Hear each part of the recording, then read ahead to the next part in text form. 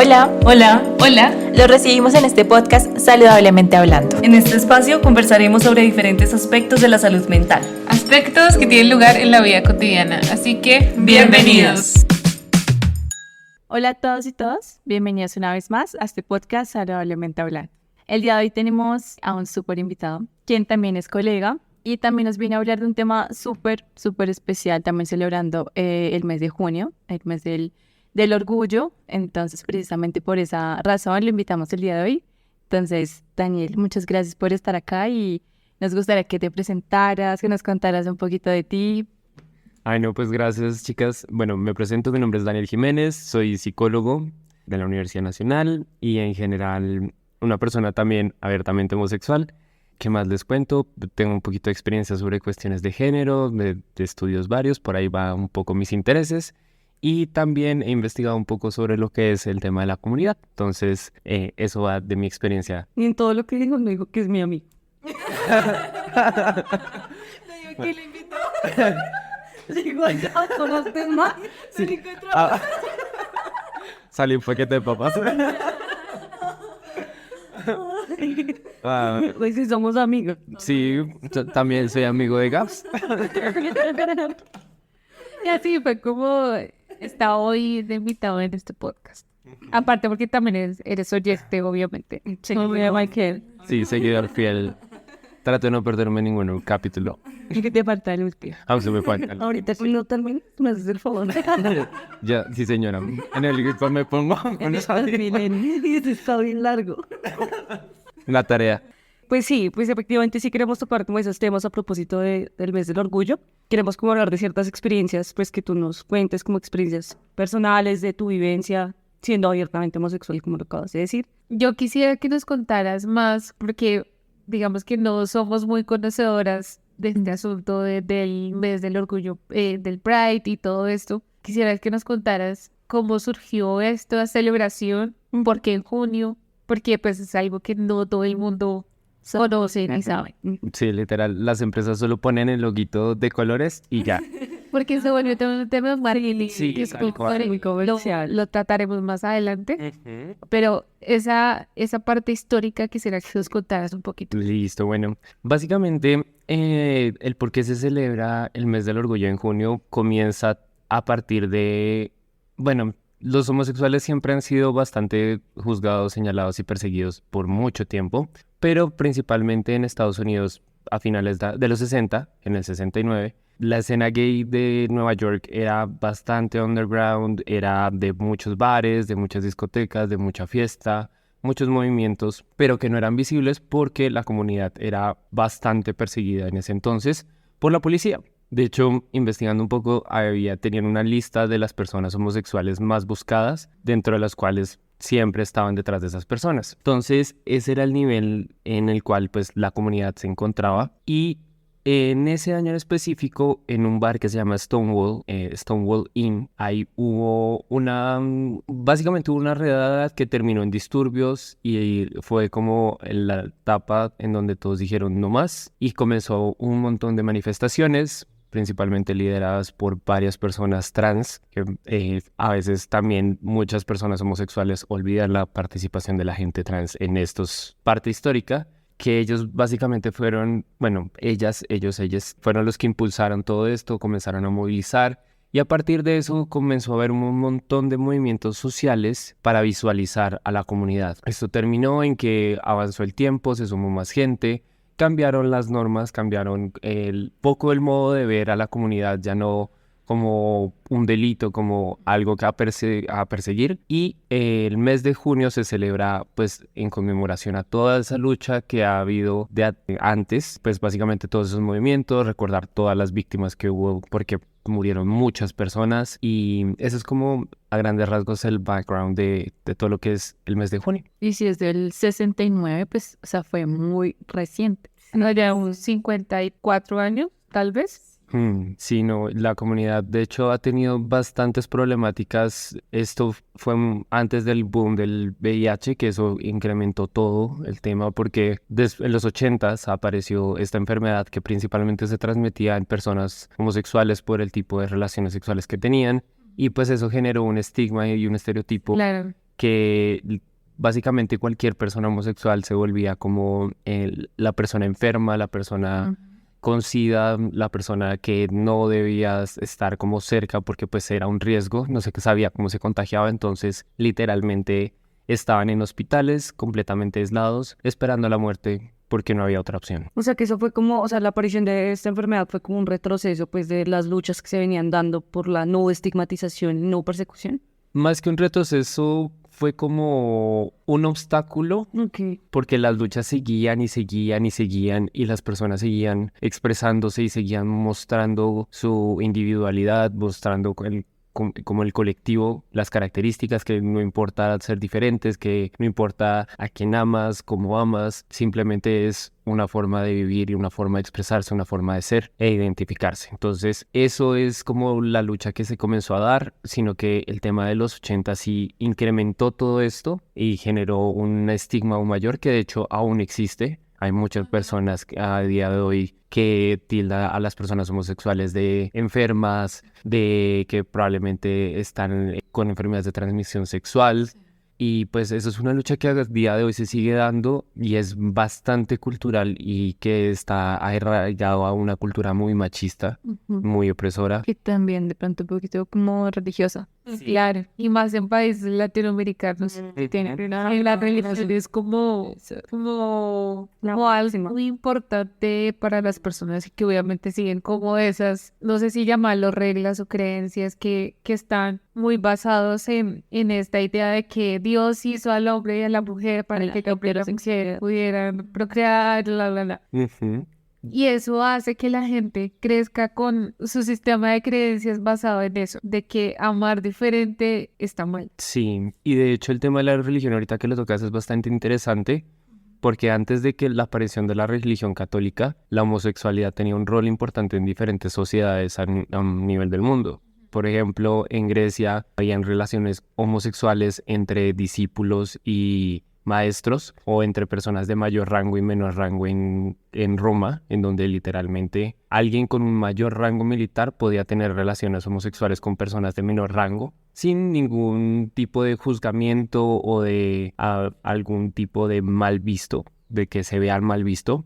Pero con el tema de la religión, sobre todo con el tema de que comenzaron a censurar todo el tema de la sexualidad, que comenzaron a ver esto como un castigo divino, ahí fue en donde el estigma comenzó y hubo muchas persecuciones. En la Edad Media habían máquinas de tortura específicamente para hombres homosexuales, que básicamente eran dispositivos que se metían vía anal para destruir el cuerpo completamente. Entonces, todo esto era un tema de tortura y persecución que fue a través de los años empeorando, hasta que ya las personas dijeron, no más, esto no está mal, o sea, no está mal que yo ame a una persona independientemente de su sexualidad, de su identidad de género, de su raza, de nada. No está mal el amar, no está mal el tener una atracción sexual hacia alguien y pues ahí es donde comenzó todo el cambio. ¿Y cuál crees que fue el punto de que ya se les diera más reconocimiento y más aceptación?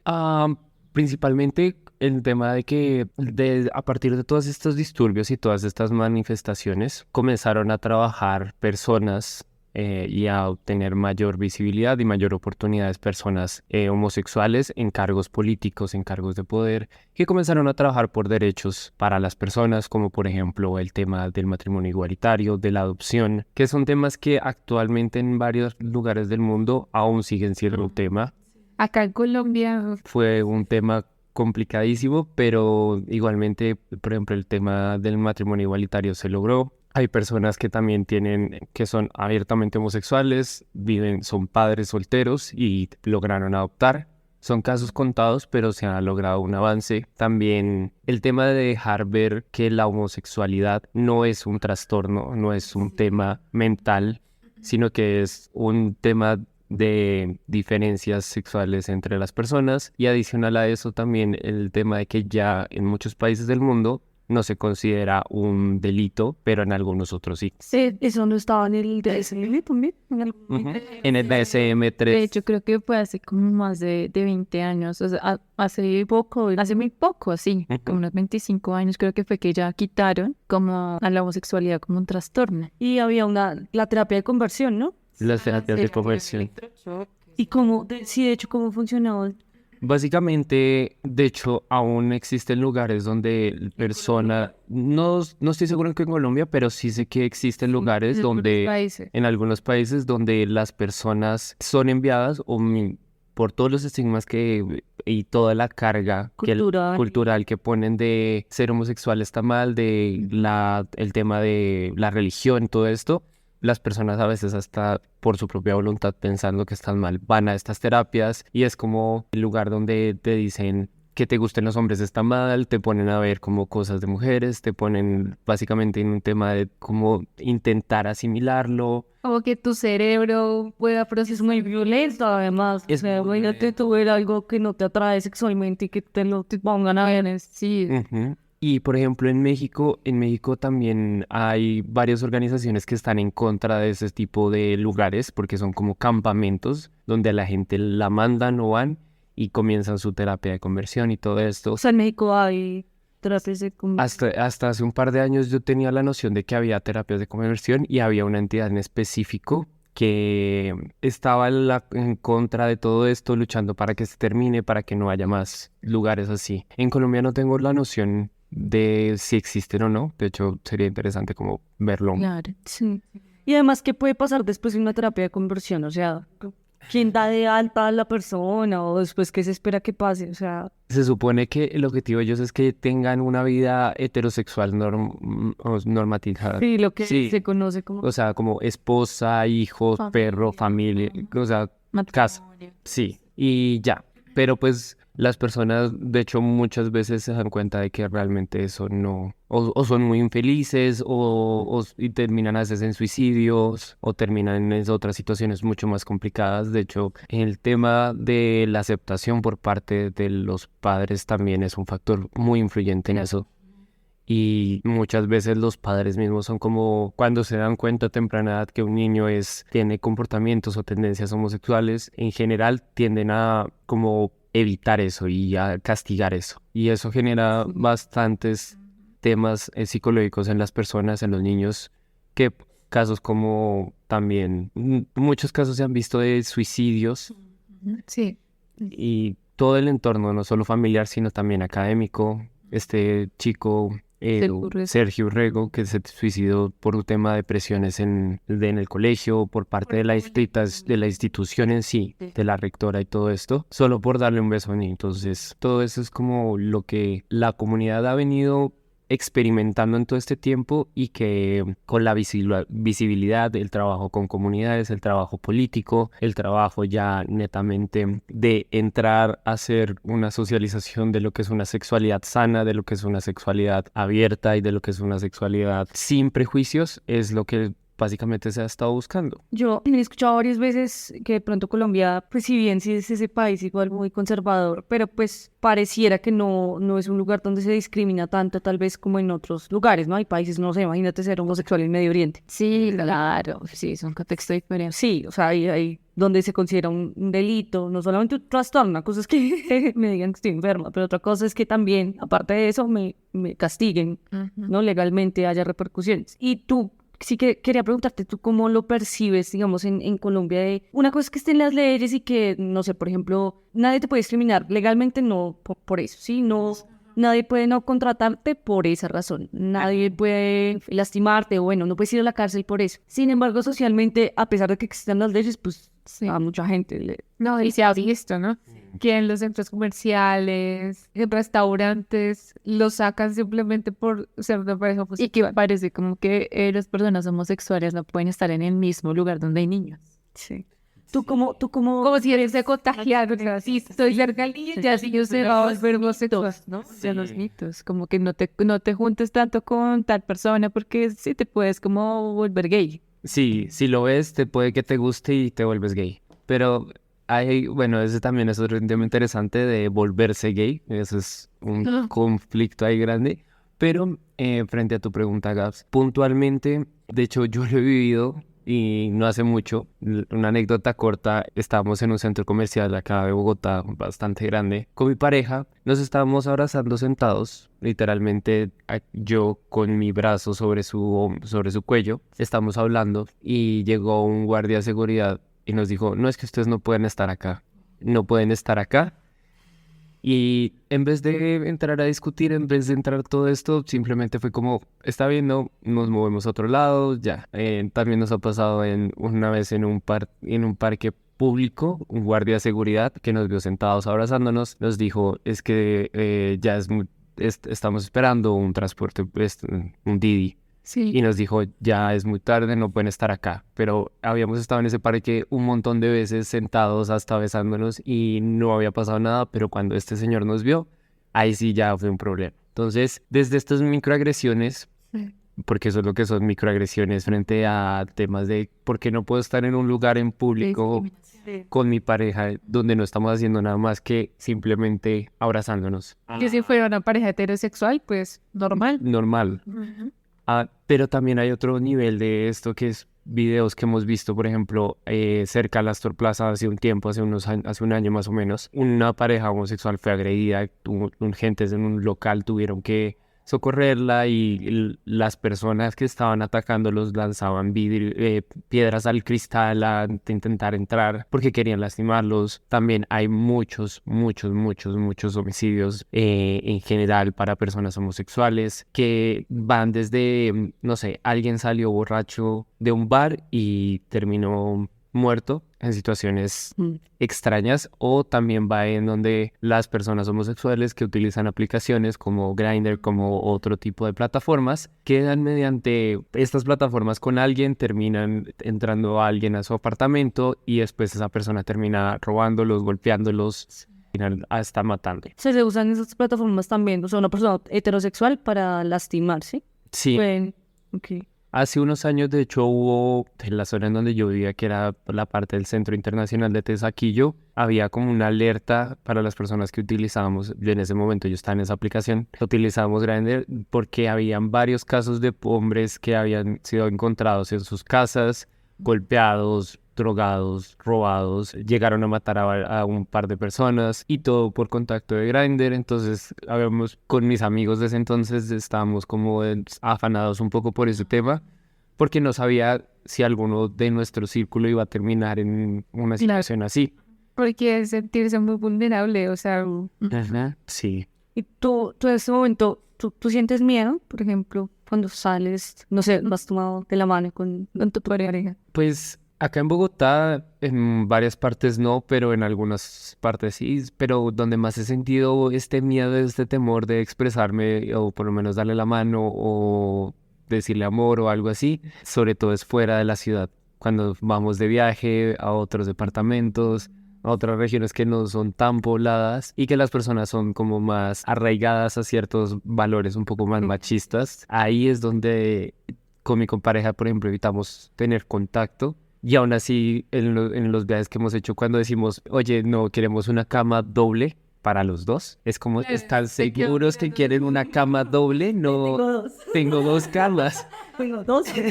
Sí, pero al final es como este tema de como no sentirse ni siquiera cómodo en ese sentido. Yo no había pensado eso, esta situación en especial cuando vas a reservar un hotel y que te pregunten eso.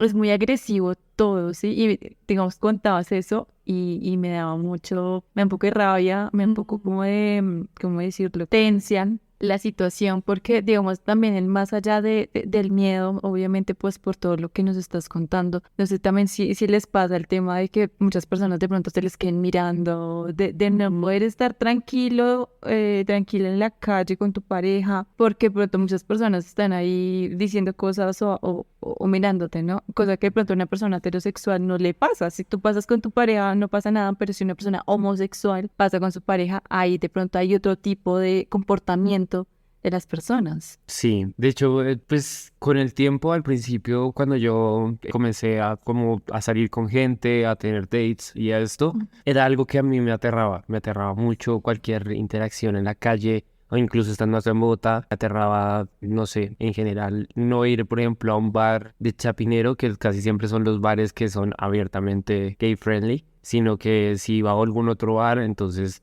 conocer a alguien ahí era imposible. O sea, conocer a alguien en un bar fuera de los gay friendly era netamente imposible. Y en general lo que yo sí tenía miedo era como esas miradas, ese tema de no sé en qué momento alguien se va a acercar, nos va a decir algo, nos va a golpear, nos va a esto, porque ha pasado muchas veces. Pero que ya con el tiempo y pues con las experiencias que he tenido, en general saliendo con gente y pues ya soy una persona mucho más grande con otra manera de ver las cosas. Digamos que no tengo tanto miedo a darle la mano a mi pareja, por ejemplo, en un restaurante o saludarnos de beso en algún lado, porque ya es como me dejé de preocupar un poco en lo que piensa la gente en todo esto, sino enfocarme más en la persona que amo. Pero igual también somos bastante reservados, por ejemplo, no... O sea, no andamos mucho de mano en muchos sitios porque pues también hemos escuchado de casos de en un restaurante a una pareja que se estaba dando un beso, de comenzaron a atenderla mal y no sé qué y demás y después discriminación y todo esto. O por ejemplo,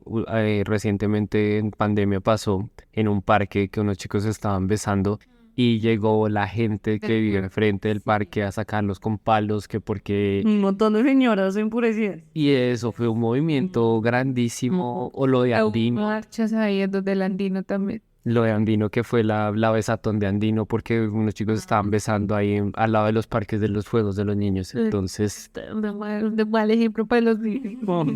entonces son todas estas cositas que en mi experiencia yo, o sea, uno aprende a identificar en qué momentos se siente uno cómodo para expresar cariño y en qué momentos no. Igual, o sea, ser una, digamos, en mi caso, ser una mujer heterosexual, cisgénero, pues es como un privilegio que, y si fuera homosexual también sería algo complicado, o sea, imagino que uno pasaría exactamente por lo mismo. Pues queríamos tener otra invitada muy cercana a nosotras, es una amiga nuestra, Y estuvo en el capítulo pasado que lo que no has escuchado. Debería escucharlo.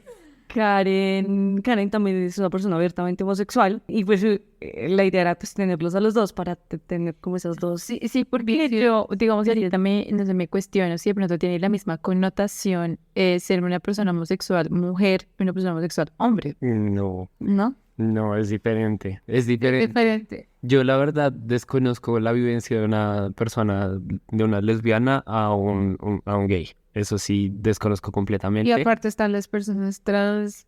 Sí, es un espectro. Es grandísimo. Sí, es grandísimo. Las personas trans, yo tenía un poco más de contacto con ellos a partir de como ya la parte académica y entiendo un poco más de, por ejemplo, un poco el tema de la identidad de género, del tema de que pues hay diferentes tipos de personas, está el travesti, transexual, transgénero, todo esto que son completamente diferentes.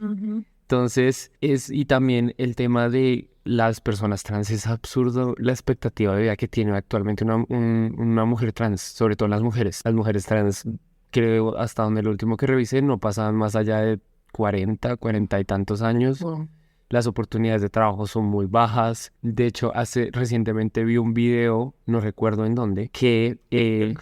no, creo que fue del trabajo, de hecho. Pusieron un video de España bastante interesante donde hablaban sobre la inclusión a nivel laboral para las personas trans. Y una mujer trans comentaba que llegaba a la entrevista de trabajo normal y una de las preguntas era, ¿usted ha trabajado como en la prostitución previamente? Cosas de ese estilo han llegado a suceder o también han sucedido casos donde mujeres trans que, bueno, ahí hay un paréntesis, también dependiendo del proceso que lleve la persona trans es más o menos aceptada. Por ejemplo, una mujer trans que tiene aún muchos rasgos masculinos en su proceso de transición va a ser más difícil y va a haber más obstáculos al momento de encontrar oportunidades que una persona que ya está mucho más asociada a la imagen femenina tradicional. Entonces, hay personas, mujeres trans sobre todo, que tienen una imagen mucho más femenina, mucho más asociada a los estándares de género, que, por ejemplo, entran a un trabajo y cuando las personas se enteran que son trans, entonces ahí empieza una persecución, empieza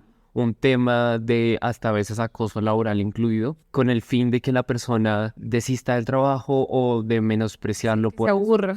Sí. Entonces, son situaciones que pasan, que aún siguen sucediendo. Hay empresas donde no pasa, por ejemplo, donde trabajamos actualmente es un aspecto un poco más inherente, pero en otros lugares que son como mucho más tradicionales, sí es absurdo. Entonces, esos son como factores de la vivencia atrás que afectan. Parece que si eres una persona trans, tienes que decirlo siempre. O sea, Sí, entonces, hola, mucho gusto, no sé, Sara. No, hola, mucho gusto, soy trans. Al parecer, las personas creen que siempre deben decirlo. Y de hecho o sea, es interesante porque una persona trans al decir que es trans está dando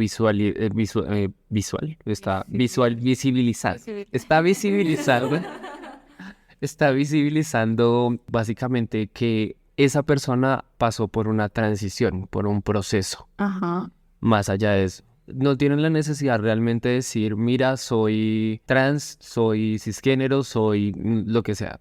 Eso no es necesario, pero igualmente aporta el hecho de que haya esta visibilidad.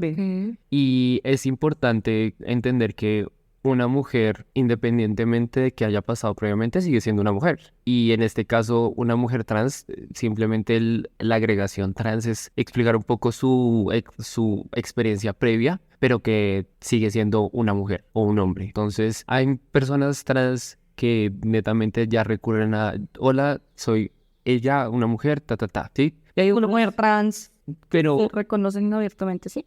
sí, hay personas que deciden no mencionarlo por este pensamiento de yo soy una mujer independientemente de lo que pasó o yo soy un hombre independientemente de lo que pasó, porque el trans fue mi transición de un género al otro. Ya que hablamos como de estos contextos laborales, me da curiosidad saber si de pronto en algún momento te sentiste excluido o fue algún problema o por tu orientación sexual o definitivamente en aspectos laborales, pues. Pues bueno, laboralmente yo he tenido bastante experiencia, yo trabajando desde los 17 y siempre he dado ojo en empresas que son abiertas con el tema o en lugares donde nunca me sentí como cómodo, ya sea porque no hice contacto tanto con las personas que estaba trabajando para entrar a hablar de esos temas. Entonces, en mi caso ha pasado como muy, como Como desapercibido. desapercibido, pero sí, pero también es por mi expresión, o sea, por la forma en la que yo me he visto, por mi apariencia física, que es muy heteronormada.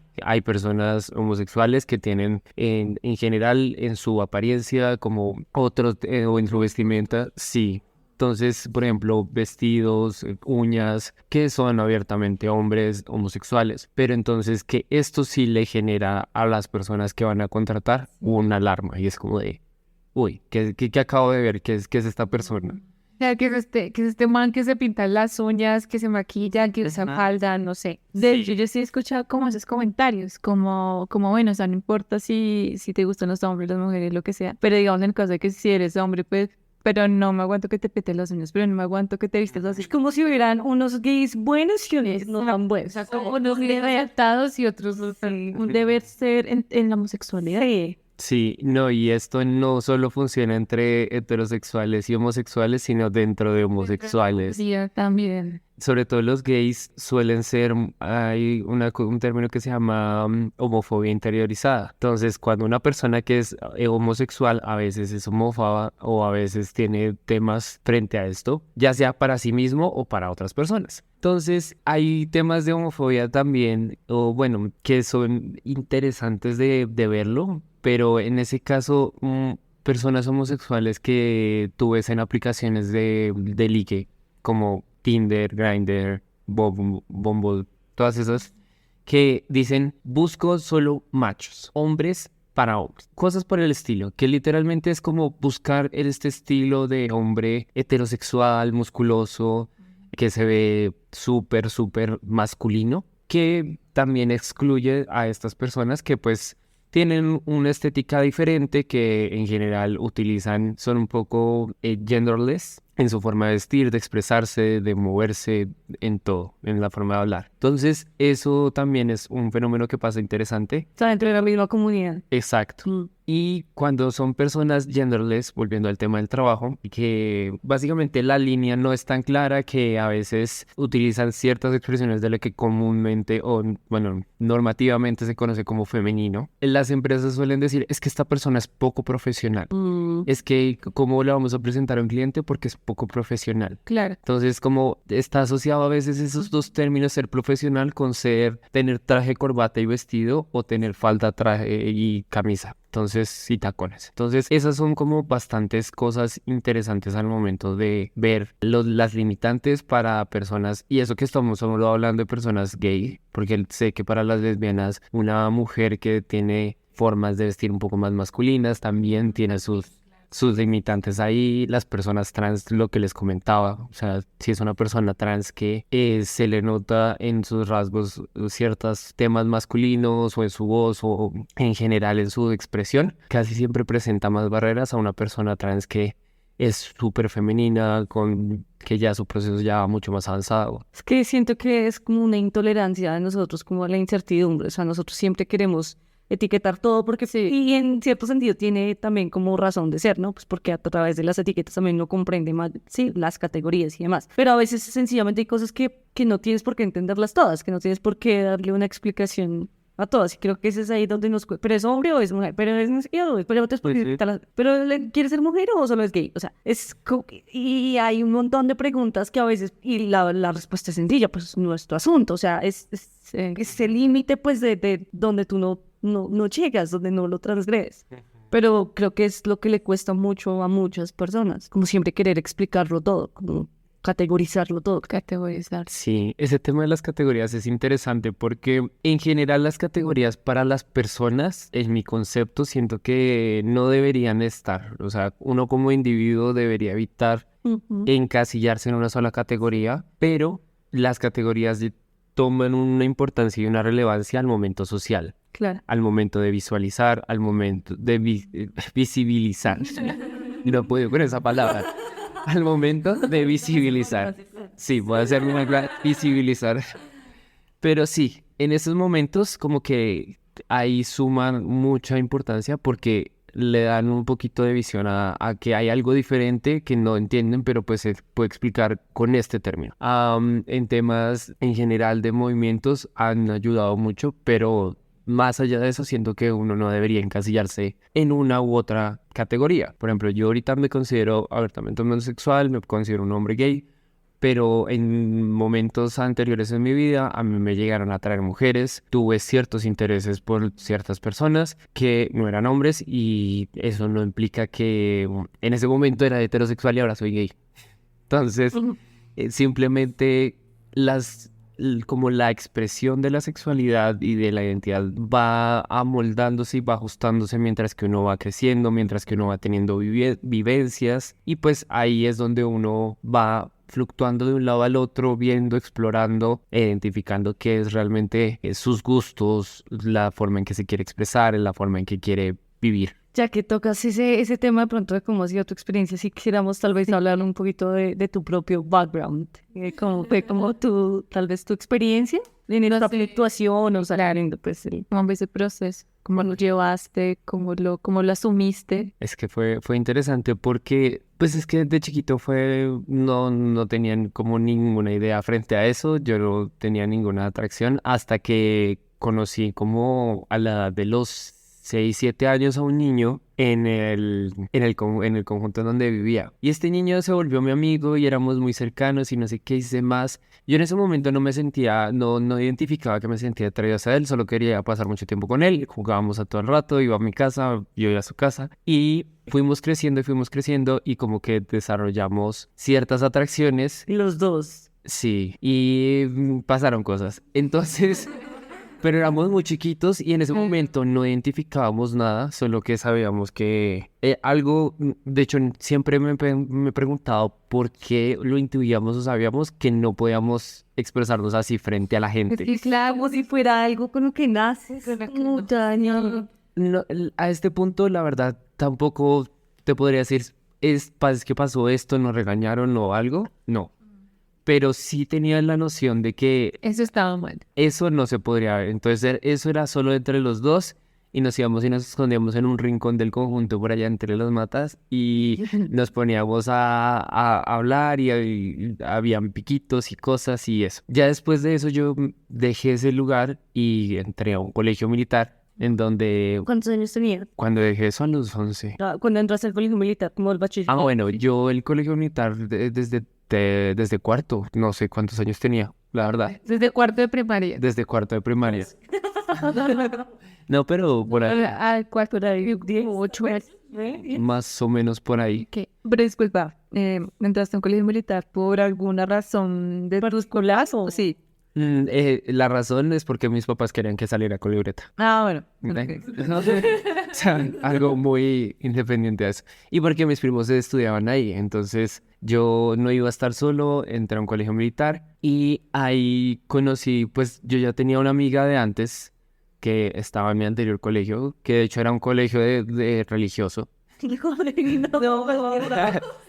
Pero ella siempre me pareció muy linda, siempre me atraía. De hecho, mi familia me molestaba con ella porque los papás de ella eran amigos de mis tíos. Entonces, siempre me preguntaban por ella y todo el tema. Y yo me fui enamorando muchísimo de esta niña, pero jamás fui capaz de como confesarle algo netamente hasta ya mucho más grande. Y ya después de eso, como que o sea, como que ella se metió con uno de nuestros amigos y ahí como que mi corazoncito se partió.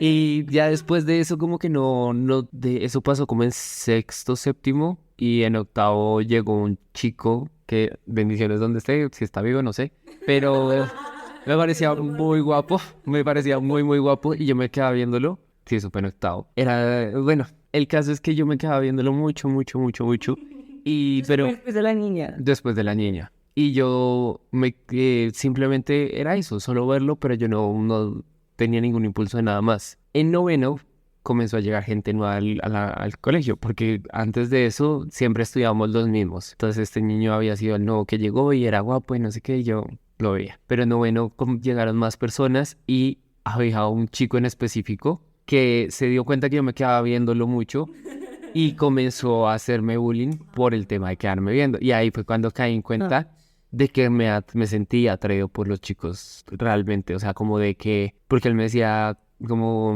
¿usted se queda viéndolo, acaso es marica o qué? Entonces, y comenzaba así, y comenzaba como como una persecución ahí detrás de eso, y como que fui consciente de, uno, ser homosexual está mal, dos, Sí. realmente me atraen más los chicos que las chicas. 3, como que no estoy entendiendo qué está pasando, pero igual trato de disimular lo menos posible. Y llegó un punto en donde yo me hice como amigos de todos y me volví como la persona más asexual para todo el mundo. Pero eso me reprimió muchísimo, me tenía muy reprimido. Y ahí fue cuando ya salí del colegio. Yo salí de 16 años. A los 17 conocí a lo que sería mi primer pareja. Duramos un montón de tiempo. Fue una relación muy caótica porque me llevaba casi más de 15 años. Me llevaba mucho tiempo y yo me sentía muy reprimido y o sea, desarrollé muchos sentimientos, pero era como esta necesidad de como explorar y de ser aceptado. O sea, como que en ese momento de bachillerato, cuando como que empezaste a descubrirlo, no pudiste como explorarlo, o sea, fue realmente como algo que quedó ahí suspendido porque de entrada ya estaba mal, Sí. o te lo hacían ver así. Entonces, cuando yo conocí a esta persona, comencé a explorar muchas cosas. Tuvimos una relación abierta que fue de las cosas más tormentosas que yo he tenido o experimentado hasta el momento, porque en ese entonces yo no era lo suficientemente capaz para entender mis emociones, para gestionar todas las cosas que estaban pasando. Pues que era la primera relación y había una vez Y con una persona tan grande. Y que, o sea, en retrospectiva, él me decía cualquier cosa y yo corría y yo volaba porque yo quería también esa aceptación, que quería sentir ese cariño que no había sentido en ese momento.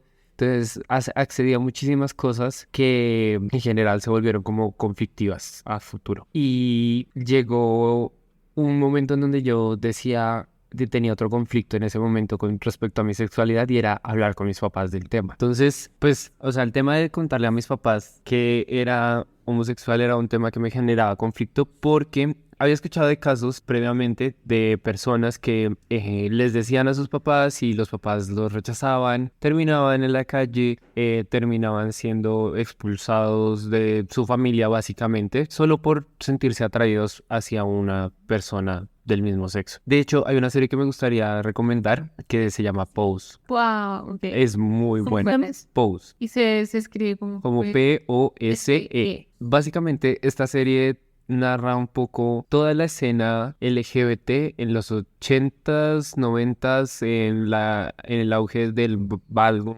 de todo lo que es el bow como movimiento, como todo esto. Y la serie comienza con justo esta vivencia. Un hombre negro que los papás descubren que es homosexual, los sacan de la casa, la mamá literalmente le dice, tú estás muerto para mí, eso es un pecado y si no vas a cambiar, no quiero saber nada de ti, tú no existes para mí.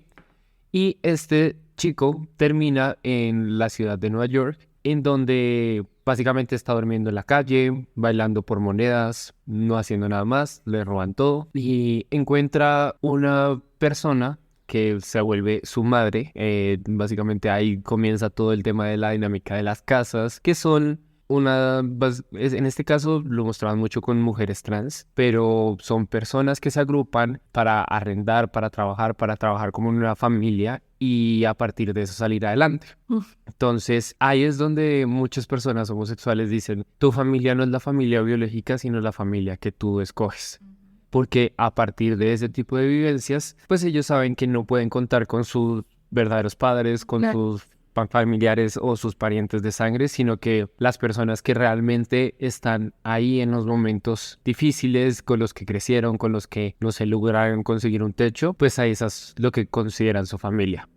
Pero ahí ese es, digamos, el panorama positivo después de una situación adversa como eso, pero también hay muchos casos de personas homosexuales que son expulsadas de su casa, que terminan en las calles, que caen en vicios, en drogas y terminan como indigentes. Entonces hay bastantes personas dentro de la población sin hogar que literalmente son personas que hacen parte de la comunidad LGBT, que salieron de sus casas y no encontraron apoyo.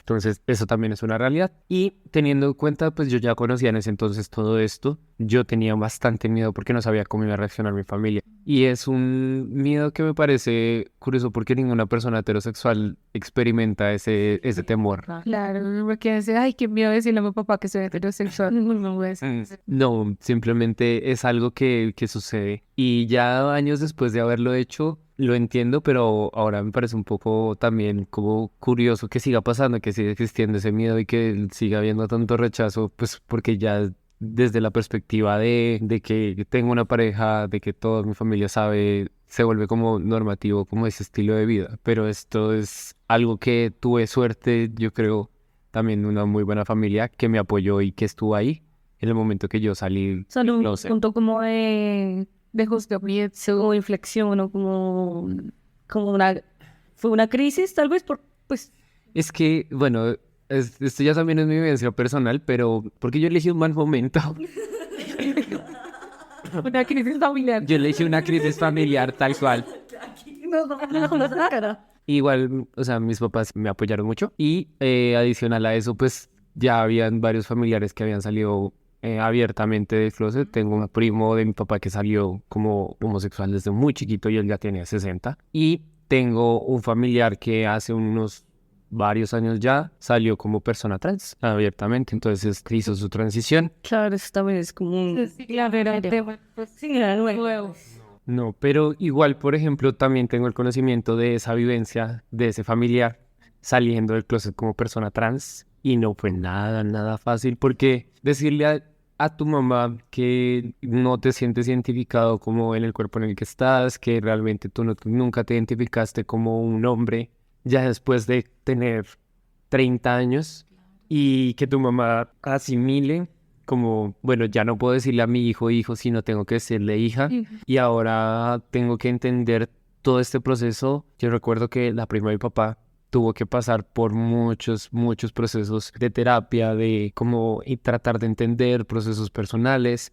Le fue muy difícil, pero logró superar esto porque pues también en su cabeza era más importante su hija que cualquier otra cosa. Entonces, pero sí fue un tema muy complicado en donde pues ellas se dejaron de hablar como mucho tiempo y hubo como un choque bastante fuerte ahí. Pero ya a este punto ella la acompañó, bueno, la prima de mi papá acompañó a su hija, sí, en su cirugía, en su tema hormonal, en todo esto. Que de por sí eso también es otro tema bastante complicado al momento de salir como persona trans.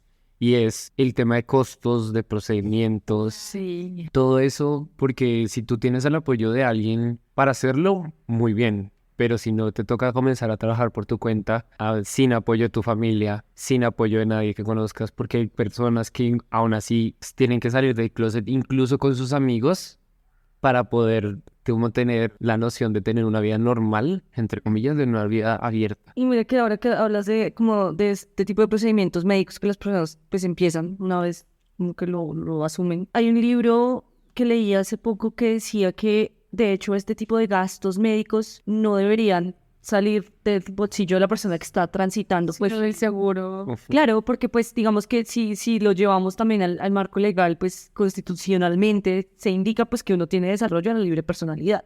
Y mi personalidad tiene que ver con mi orientación sexual, con mi identidad de género. Entonces eso debería estar también como soportado pues por el Estado, por lo que tú pagas también de seguro médico y demás. O sea, no debería ser un gasto pues como... Y además que debe ser absolutamente carísimo. Y además que no solamente los costos, o sea, la parte económica, sino que no muchos médicos se especializan en este tipo de procedimientos, ¿sí? Entonces encontrar un médico es muy complicado. De hecho, es bastante curioso ese tema de los médicos porque muchas personas trans que trabajan durísimo y que lo logran, prefieren operarse fuera del país, en países asiáticos, donde el tema de las operaciones trans es mucho más común. Por ejemplo, Tailandia. ¿En serio? No sabía. Sí. Entonces, ellos buscan como otros lugares porque lo que tú dices es cierto. Acá, la verdad, desconozco hasta qué punto llega a cubrir la EPS. Sé que hace unos años fue una lucha que estaba en el Congreso para que el POS incluyera ciertas terapias hormonales, ciertos procedimientos de reasignación de género. Ahorita actualmente no sé en qué momento estemos, si actualmente hay algo dentro de terapias hormonales, de asignación de género dentro del POS. Pero lo que sí sé es que muchas personas trans que, digamos, tienen cierta facilidad, cierto apoyo, buscan operarse fuera del país o también en como clínicas clandestinas donde les inyectan materiales biopolímeros tóxicos que son bastante delicados para la salud, que al final terminan afectando más su vida y reducen su expectativa de vida. Claro. Que vuelve al tema que les comentaba al principio y era la expectativa de vida de una persona trans es muy baja. Entonces todo esto pues genera un mayor obstáculo al momento de iniciar la transición para por fin estar y sentirte Justo. cómodo en tu cuerpo. Sí. Que son muchas cosas, ¿no? Yo por alguna razón de mi vida, yo siempre he tenido, o sea, a lo largo de los escenarios en los que he estado, o en el colegio, desde el colegio, por ejemplo, yo a los 12 años tuve mi primer amigo gay. Y entonces como que para mí el tema era súper cercano y en trabajos en los que estuve y ahora acá, o sea, siempre he tenido amigos gays en todos los... Yo recuerdo que tenía un amigo gay, le hacían mucho bullying, muchísimo, y era yo la que siempre estaba ahí en medio del matón del salón, porque iba a ser enorme. Y al final, bueno, después al final del grado, resulta que mi amigo y él terminan teniendo un cuento y él le hacía muchísimo bullying. Y a mí me daba miedo, o sea, realmente me daba miedo que me hiciera algo ahí, porque yo era la mitad de los dos, yo no la hagas.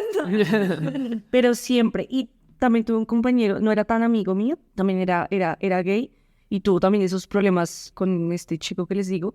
Tan grave fue que el chico tenía una restricción a la persona. Sí. Sí. Y estudiamos en el mismo salón. O sea, pero se tenían que sentar del lado a lado porque se habían golpeado muchas veces, solo que el otro chico era un poquito más grande, entonces tenía más fuerza, ¿sabes? Como que si se tenían que agarrar, lo hacía, pero solamente salía perdiendo. Pero mi otro amigo, el que sí era mi pana, pues él le daba miedo, o sea, realmente tenía muchísimo miedo siempre. Entonces cada vez que le hacía un comentario, pues yo estaba ahí en la mitad de los dos. Pero sí fue fuerte. O sea, de por sí a uno en el colegio, o sea, esos colegios bien... Sí. Es bien pesado. Se te hacen bullying por lo que sea, pero pues igual que eres gay. Sí. No. No, y eso que mencionas de este chico que terminó teniendo cuentos con el otro es bastante curioso y es, aún vuelvo a retomar un término que dije antes, de homofobia interiorizada. Interiorizado. Entonces, básicamente, esto funciona en que tú eres gay, sabes que te gustan los hombres, sabes que te gustan las mujeres, pero no puedes aceptarlo, no puedes, y te comienzas a odiar a ti, a odiar a todos, y eso genera ira y agresión, y lo reflejas o lo mandas a alguna persona en específico. Y pues casi siempre es a la persona homosexual. Claro. Entonces, cuando una persona, de hecho, es algo muy, muy claro, se puede ver en la serie de Sex Education, Ajá. con este personaje, no me acuerdo cómo se llama, Adam, El indirecto. Sí. con este chico que era el mejor amigo del, ¿Cómo se llama el chico? Adam. No, el otro. el amigo de Otis. Sí, el amigo de Otis. Ay, no me acuerdo. Que también venía de una familia súper, hiper, mega tradicional. Sí, de África. De afro. Y que él se maquillaba y todo eso, pero pues siempre fue como todo el tema, el estigma de eso, ¿no? El caso de este chico Adam es lo que suele pasar en casos donde una persona se ve muy, muy, muy restringida, con mucha presión, con la idea en la cabeza de ser homosexual está mal, tú tienes que ser así, tienes que ser un hombre, tienes que ser un macho, y todo eso también se va metiendo en la cabeza de las personas hasta que ya llega un punto en donde se llenan de odio y cometen actos de homofobia, odio contra las personas. En otros casos no, y terminan mal, terminan hasta matando gente. Claro. Y casi siempre lo que se ha visto es que atacan más a la persona que más les gusta. Entonces, como ¿por qué me gusta esta persona? No sé, pero siento ira y se desquitan con eso. Sí, como si fuera culpa, pues, del objeto. Se llama Eric. Ay, decirlo. No sabía que estaba buscando. Sí. Pero sí, eso es otra cosa que pasa bastante. Y pues es complicado, ¿no? También es cierto que los papás no tienen un manual para decirte. Sí, eso iba a decir, o sea, digamos, y lo que pasa también, puedo interpretar con estas personas, es que tal vez han sido criadas en un ambiente, digamos, lo que pasaba con Adam, sí, el papá era sumamente exigente, estricto, entonces también hay una vulnerabilidad en esa persona de no poder salir tan fácil, porque de pronto si tus papás lo entienden, qué afortunado eres, porque tal vez si yo lo hago en mi casa va a ser lo peor. Entonces esa vulnerabilidad que también vive esa persona, y que no se justifica obviamente por la violencia en la que trata a otra persona, también es una persona muy vulnerable y que está viviendo un proceso bien difícil. Tal cual. Sí, es que es bastante complicado, y los papás, aún así, por muy... Open mind. Sí, o por muy buena gente, o porque mucho que entiendan, realmente es muy difícil entrar a educar o a criar a un niño diverso en general, porque ellos vienen acostumbrados de la mentalidad heteropatriarcal de esposo, esposa, hijos, y la vida funciona así y todo eso, y entra un niño diverso, entonces dicen como, no entiendo qué es esto, no sé cómo hacer. Por ejemplo, algo muy interesante de las personas homosexuales es que nosotros no podemos entrar o bueno, casi siempre es muy raro entrar a tener una charla de educación sexual con los papás a edad temprana. Y sobre todo más cuando ya saben que eres homosexual, porque ellos no, o sea, ellos entienden cómo cuidarse para evitar un embarazo, ellos entienden cómo cuidarse para, no sé, evitar algún tipo de enfermedad, pero no entienden cómo es tener una relación homosexual. Por ejemplo, ya sean mujeres o ya sean hombres, lo que sea, no es algo que comprendan. Y eso es otra cosa interesante de la vivencia, que por mucho tiempo yo le pregunté a mis amigos sobre cómo fue su proceso de exploración de la sexualidad, y casi todos mis amigos homosexuales llegaron a la misma conclusión de que fue un proceso autónomo, un proceso de yo voy a estar la primera vez con alguien y o busco en internet o veo, tengo algún referente de otros lados o escuché de un amigo, pero no es como realmente algo como claro. Y sobre todo en el tema de las relaciones homosexuales entre dos hombres, el tema del sexo anal es un tema bastante delicado, entonces como que entrar a explicar eso siendo papá heterosexual es algo muy, muy, muy difícil, que lo que les digo, no, de papás, ellos no vienen con un manual como decir, tienes esto, y tampoco tienen la noción. Entonces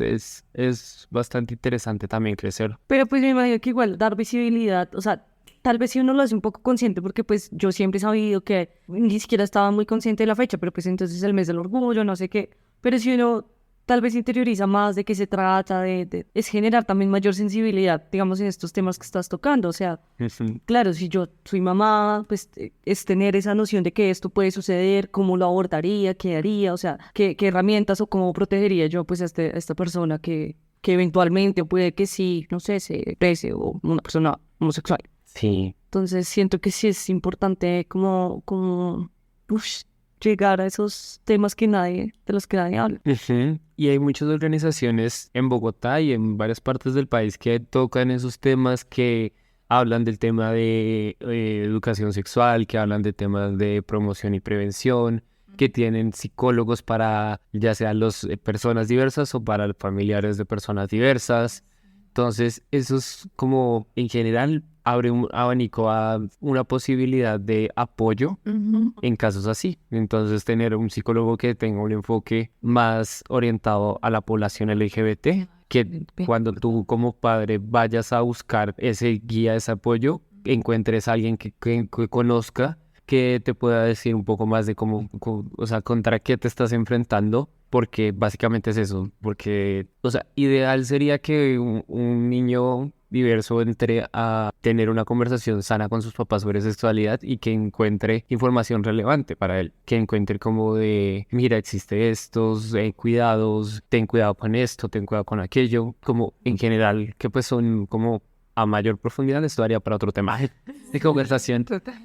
Pero el caso es que sí, como que en caso de que alguien tenga un hijo diverso, sí sería bueno como entrar a ver opciones de apoyo psicológico, no tanto para el niño, porque pues él está en un proceso de exploración y de reconocimiento. Pero pues Pero es más personal, más Sí. que pronto a veces necesitar de alguna ayuda, de pronto es un proceso más que puede llevar la persona, ¿no? sí, y más como o sea, de orientarlo. Es que siento que también uno necesita, o sea, de vez en cuando una manita del psicólogo. Pero más que enfocarlo a un tema de cambio, de que era lo que antes se tenía como imagen de ir al psicólogo porque tienes que cambiar, porque tú estás mal, a pasarlo a vamos al psicólogo porque, no sé, ahorita estás enfrentando una crisis amorosa, estás enfrentando un montón de cosas que pasan en la vida, pero ya con una perspectiva diversa. Y quiere como acompañarte en tu proceso. Sí, no. Sí, Vamos a hacer acá una terapia de conversión. sí, exacto.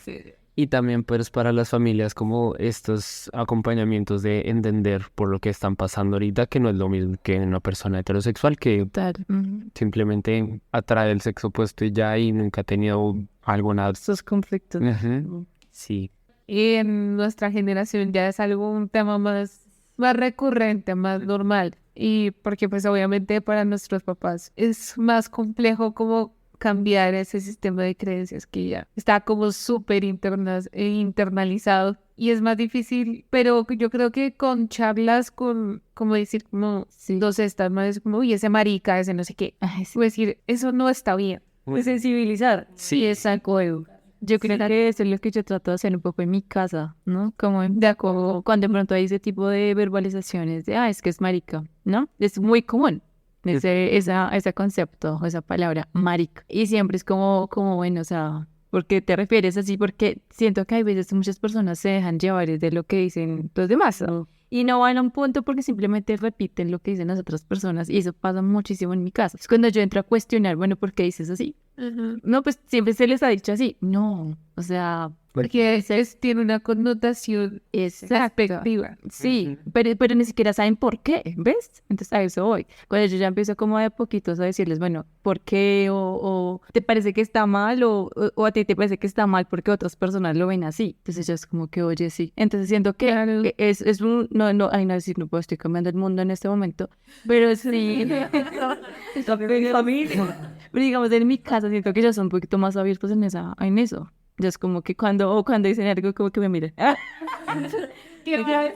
Sí, claro, porque yo ya pienso como bueno, o sea, hay que referirnos más con respeto y no entrar como en ese... A cuestionar. Sí, no entrar como en asuntos que no nos interesan. ¿De acuerdo? Entonces, digamos, yo he tenido de pronto esa también de familiares que sé que hace poco como que ya salieron y ya se mostraron abiertamente homosexuales y a veces entra un poquito como ese chisme familiar, ¿no? Entonces yo le decía en ese momento, en esa conversación con mi mamá, o sea, como que a ti te gustaría que mi sexualidad estuviera en boca de mi tío, mi tía, mis primos.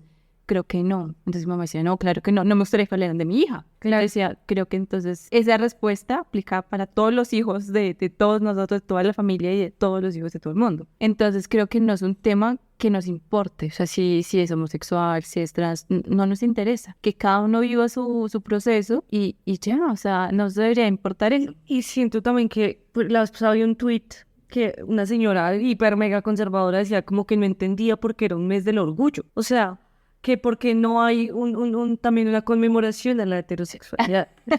Yo señalaba en primer lugar, qué desgracia ser hetero. Qué karma. No, pero bueno, no. Qué calma los hombres.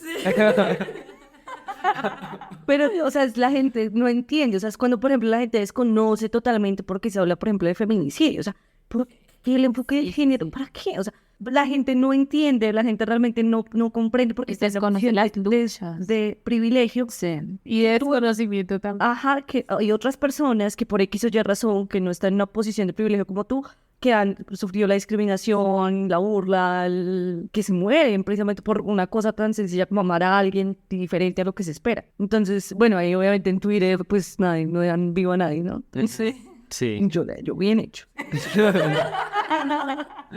Ay, no. Pero eso, quiero abordar los dos puntos. Primero, me parece importante, por ejemplo, ese ejercicio de concientizar desde lo interno, desde tu familia, desde tus cercanos, porque eso se va haciendo una bolita y una bolita y una bolita de nieve que va creciendo y va esparciéndose por más personas. Yo en mi tiempo cuando salía de fiesta me ponía a hablar con los taxistas de ese tema y sí lo hacía. Sí, y yo me ponía a hablar con ellos y pues sobre todo me acuerdo mucho de una vez de un Pride que el taxista me recogió por la parte de la 60 y por donde vivo ahorita, por la 63. Y nos pusimos a hablar y como, oiga, ¿de qué es eso? ¿Qué era la marcha? Que no sé qué. Y yo le comencé a explicar a grandes rasgos pues, lo que duró. Sí, en unos 10 minutos que duró ese recorrido, más o menos qué era lo que por qué se estaba marchando, porque pues no es justo porque a mí me guste un hombre, pues vengan y me maten.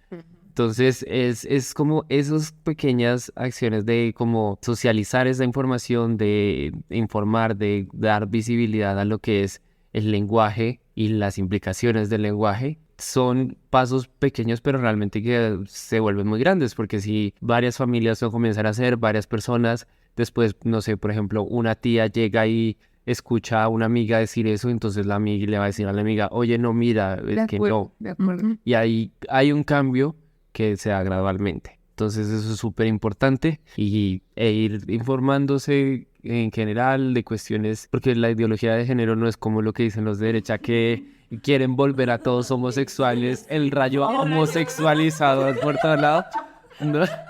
No, eso no.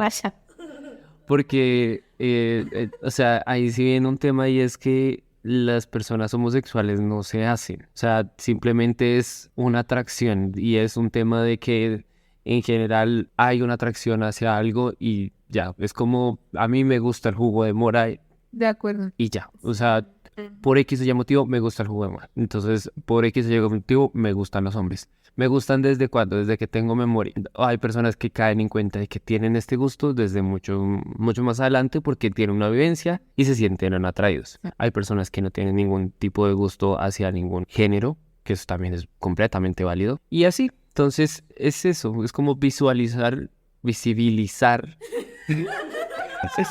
No puedo. Visibilizar.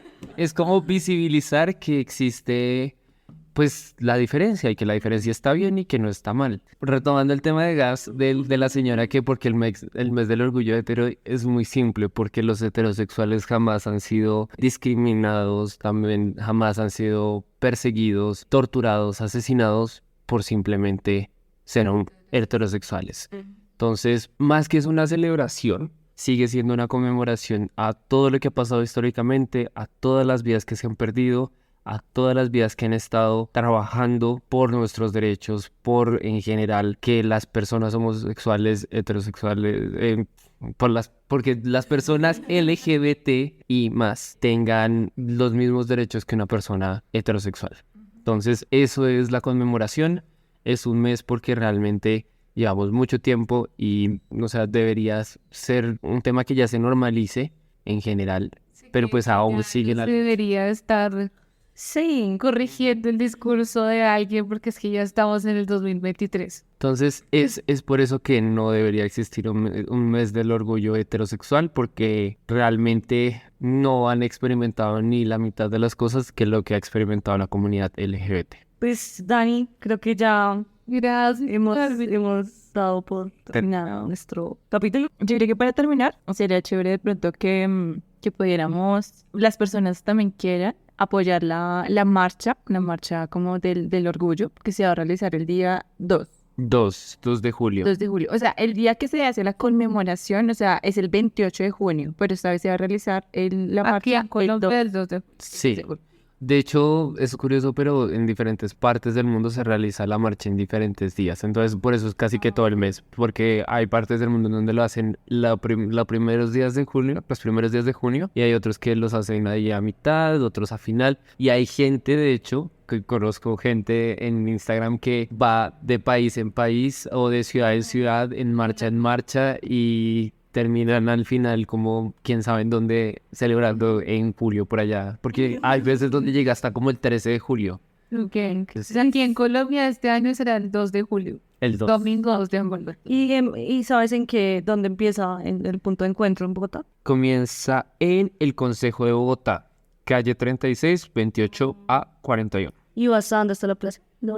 No, esta vez van a terminar en el Parque Simón Bolívar. Lo cambiaron este año. Más grande, ¿no? Ujú. Claro.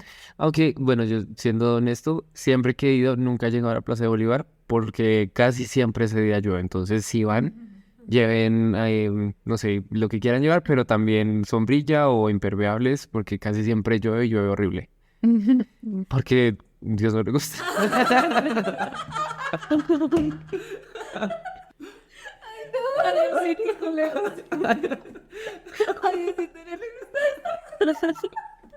Ay, no.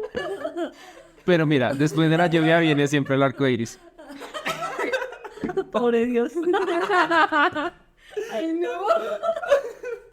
Dani, mil gracias por estar acá. De verdad, un capítulo, que yo estaba aquí callada, escuchando.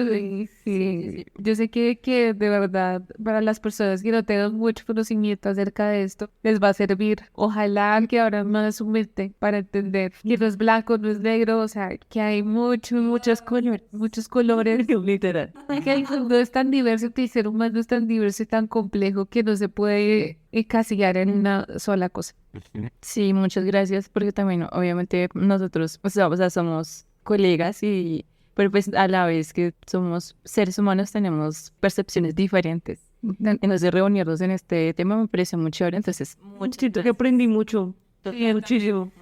No, gracias chicas por la oportunidad y la verdad es que fue bastante divertido. Y nada, pues el chismecito siempre es bueno. yes. Así que, salud.